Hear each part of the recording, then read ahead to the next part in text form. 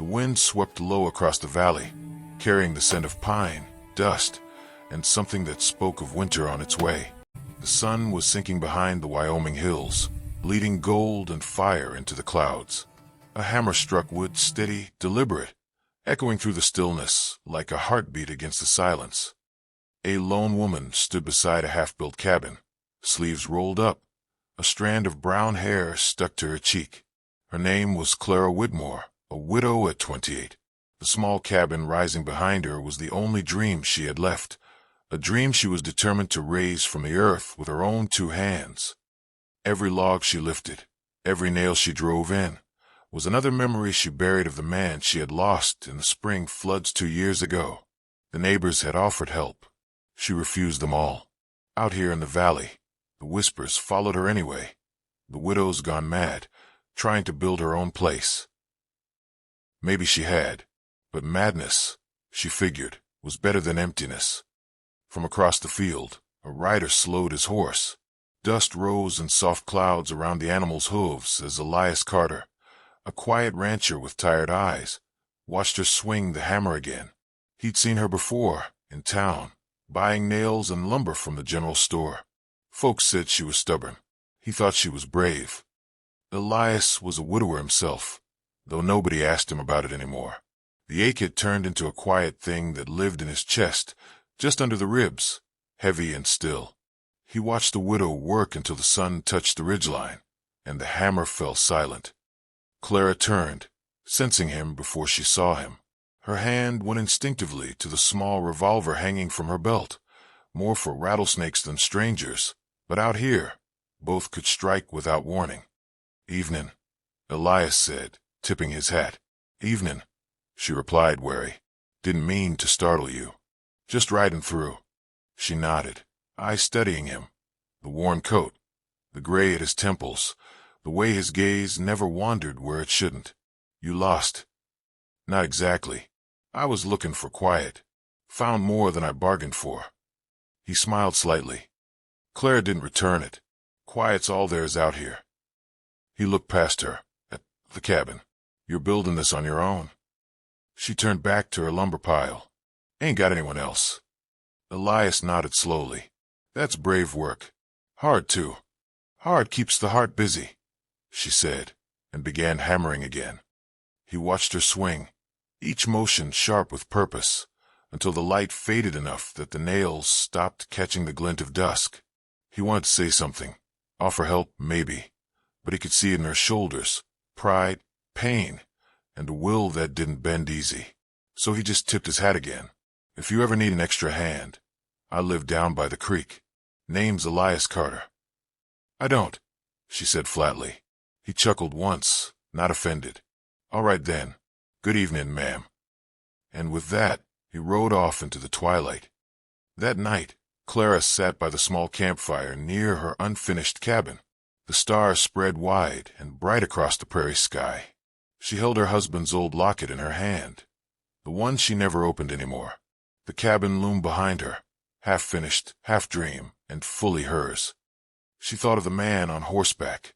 His voice was steady, his eyes kind, but she'd learned long ago that kindness could be a dangerous thing. It made you hope again. Still, when the wind moved through the pines, she could almost hear a whisper. "You ain't meant to do everything alone, Clara." The next morning broke cold. Frost silvered the grass, and her breath clouded as she lifted another log. Her palms were blistered, arms sore, but stopping wasn't an option. From a distance, the sound of hoofbeats came again. Clara frowned. "No," she muttered, setting down the hammer. He wouldn't. But there he was, Elias Carter, with his horse carrying a small cart of lumber behind it. "I brought extra boards," he said. "Had 'em spare at the ranch. I told you I don't need help." "Didn't say you did. Just said these might keep the rain off better than them cracked ones you've got stacked there." She crossed her arms. "You always this stubborn. Only when it matters." He climbed down, calm as sunrise. For a long second, Clara stared at him, jaw tight, then sighed. "You can leave him by the fence." He nodded. "Sure thing." He unloaded each plank with quiet care, not saying another word. When he was done, he turned to leave. "You build before?" she called after him. He looked back, surprised. "A cabin." "A few." She hesitated. The wind bit colder. "I could use someone who knows how to fit roof beams." He smiled faintly. "Thought you didn't need help." "I don't," she said, "but maybe the roof does." Elias laughed, a sound that carried warmth through the cold morning. "All right then, ma'am. Let's see what we can build." They worked in silence most of the day, only the creak of wood and the steady rhythm of hammers filling the air. By sundown, the roof was half done. Clara leaned on a beam, sweat streaking the dirt on her face. Elias sat nearby, sharpening a chisel. "You work like someone who's run from something," he said quietly. She didn't look at him. "Ain't running, just building. Same thing sometimes." Her gaze lifted, soft but guarded. "You talk like a man who's lost something." He looked toward the horizon. "I have." They didn't speak after that. They didn't need to. As the sun disappeared, Clara caught herself glancing at him. The way he moved, patient, unhurried, like someone who'd known grief long enough to stop fearing it. And for the first time in years, the valley didn't feel quite so empty. By the next week, the valley had changed. The mornings came colder, the sky heavy with the smell of rain. The cabin now stood with its walls sealed, windows fitted, and a new roof rising strong against the wind. Elias Carter had kept his word, quiet, steady, and always showing up at dawn with his horse, a thermos of coffee, and a calm patience that unnerved Clara almost as much as it comforted her. He never asked about her past, never spoke of his own. They just built, one plank at a time, one silence at a time.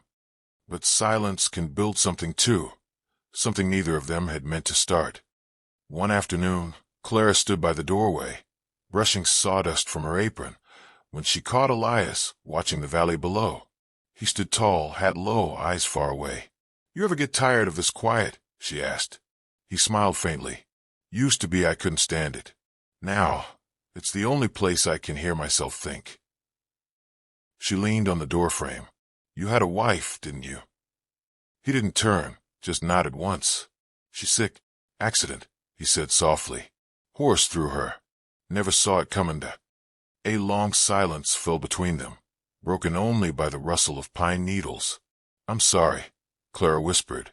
Elias shrugged, though his voice carried years of ache. "You never stopped missing him. You just learned to carry the missing quiet." Clara looked down, her own eyes stinging. "My husband drowned," she said. "River took him that spring. I searched for 3 days before I found what was left." She swallowed hard. "I thought if I built something with my own hands, maybe I'd stop hearing the water in my dreams." Elias stepped closer, not touching her, just standing near enough that his presence steadied the air. "You can't build away the hurt, Clara, but you can build around it." She looked up at him, and for a fleeting heartbeat, the world went still, as if even the wind held its breath. But then thunder rolled in the distance, deep and warning. That evening, dark clouds crowded the horizon. The storm came fast, the kind the valley hadn't seen in years. The sky tore open with rain, slamming against the cabin's fresh walls. Wind howled through the seams, shaking the windows. Clara rushed to cover her tools, shouting over the thunder. Elias grabbed the loose tarps, tying them down against the gale. "Get inside," he called. "Not till it's secure," she yelled back. Lightning cracked across the ridge, white and blinding. A tree split and crashed nearby, scattering mud and bark. Elias lunged forward, grabbing Clara's arm as a beam slid from the roof. "Look out." The log crashed where she'd been standing a second before. They fell together into the mud, rain pounding their faces. Elias pulled her up, his hand firm around her wrist. "You're done for the day, ma'am."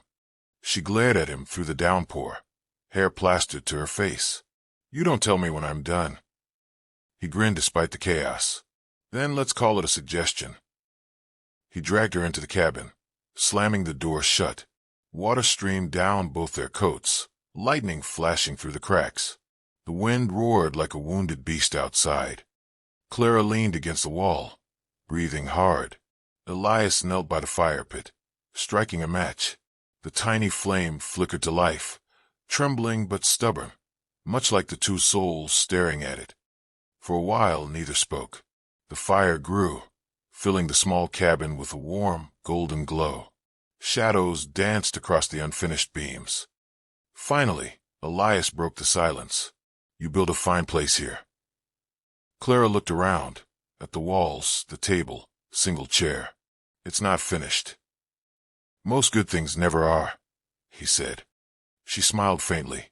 "You talk like a preacher." He laughed quietly. "Just a tired cowboy who's seen enough to know what matters." She turned toward the fire, voice soft. "And what matters?" He looked at her then, really looked. "People who stay. Folks who don't walk away when it's easier to ride off." Her throat tightened. She wanted to speak, but emotion rose too thick in her chest. So she just nodded, eyes glistening in the firelight. The storm raged through the night. Outside, the valley turned to mud and river. Inside, the cabin held strong, unyielding, sheltering two broken souls who had finally stopped running from their pain. When morning came, the rain was gone. The air smelled of wet earth and pine. Clara stepped outside, boots sinking in the soft ground. The cabin stood proud against the pale light of dawn, her dream, still standing. Elias joined her, rubbing his hands together. Roof held. "Thanks to you," she said. He shook his head. "Thanks to you. I just followed your lead." They stood in silence a moment, watching the fog roll off the hills. Then Elias cleared his throat. "I should be getting back. Got fences to mend down by the creek." Clara's heart sank, a quiet, sudden ache. "You don't have to go right away." He smiled gently. "You don't need me here no more. You built what you came for." She turned toward the cabin. "Maybe I built it for more than just me." He froze, hat in hand. "What are you saying, Clara?" She met his gaze, steady, clear, unflinching. "I'm saying this place could use someone who knows how to fix a roof when it leaks, and maybe someone who knows how to laugh when I forget how." A long silence hung between them. Then Elias stepped closer, slow and certain. "I can't promise much," he said. "Just a man with a horse, a few tools, and a heart that's been empty too long." Clara smiled, soft, real. "Then maybe we start from there." He took off his hat, eyes warm with something new, something that looked a lot like home. "I reckon I couldn't walk away if I tried," he said. Weeks later, the valley whispered a new kind of story. The widow's cabin wasn't just hers anymore. Smoke rose from its chimney each morning, and laughter echoed through the pines. Elias fixed the fences, while Clara baked bread that smelled of honey and fresh firewood. At sunset, they'd sit by the porch, watching the sky burn orange over the ridges, two souls who had built not just a home, but a life. Sometimes, when the wind passed softly through the valley, Clara would touch the locket around her neck and whisper to the man she once lost, "I found peace, love, not to replace you, but to live again." And somewhere deep in the golden heart of Wyoming, the cabin stood as proof that even after loss, even after storms, some hearts are built strong enough to start again. The end.